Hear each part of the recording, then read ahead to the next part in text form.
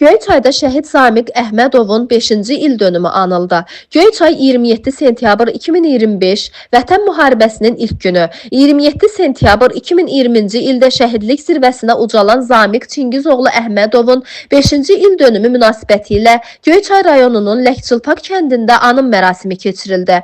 Mərasimə Göyçay rayon icra hakimiyyətinin nümayəndələri, şəhid ailələri, din xadimləri, ictimaiyyət nümayəndələri və kənd sakinləri qatıldılar. Zamiq Əhmədov 27 sentyabr 2020-ci il tarixində Vətən müharibəsinin ilk anlarında Ermənistan silahlı qüvvələrinin təxribatlarına qarşı döyüşə atılaraq böyük qəhrəmanlıq göstərmiş və şəhid olmuşdu.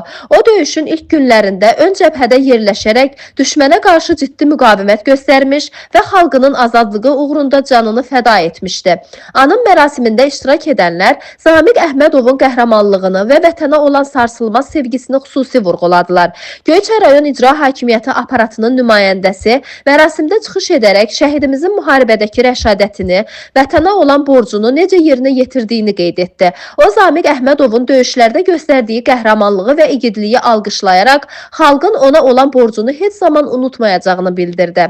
Zamiq Əhmədovun ailəsi də mərasimdə iştirak etdi. Onlar oğullarının vətənə olan bağlılığından, döyüşlərdəki qətiyyətindən və fədakarlığından qürur duyduqlarını qeyd etdilər. Zamiq vətəninin azadlığı uğrunda mübarizəyə qoşulmadan əvvəl də kəndlərində və cəmiyyətində nümunəvi bir insan kimi tanınırdı. Şəhidin anası və atası oğullarının vətən uğrunda canından keçməsinin onların həyatının ən qürurlu anı olduğunu ifadə etdilər. Şəhidlərin ailələri ilə yanaşı mərasimdə iştirak edən din xadimləri də dua oxudular, şəhidin ruhuna Allahdan rəhmət dilədilər. Onlar vətən müharibəsinin şəhidlərinin xalqa olan borcunu ən yüksək dərəcədə ödədiklərini və onların xatirəsinin hər zaman əziz tutulacağını vurğuladılar. Cəmiyyət nümayəndələri və kənd sakinləri də şəhidin qəhrəmanlığını, onun bir millətin izzəti və gücü uğrunda canını fəda etdiyini yüksək qiymətləndirdilər. Zamiq Əhmədovun adının Göyçay rayonunda hər zaman uca tutulacağı, onun göstərdiyi igidliyin gələcək nəsillərə örnək olacağı qeyd edildi.